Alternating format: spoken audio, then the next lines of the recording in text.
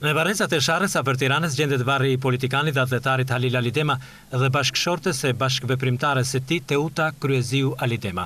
Këto dy varre sapo janë rregulluar me një fond të veçantë nga komuna e Vitis. Buqet e lulesh vendosen në 19 vjetorin e vdekjes dhe me rastin e përvjetorit të shkollës së Pozharanit, që mban emrin e Halil Alidemes, familjar, zyrtar komunal dhe bashkëveprimtar të Halil Alidemes, ushtarak shqiptar me të cilët ai bashkëveprojnë në Shqipëri.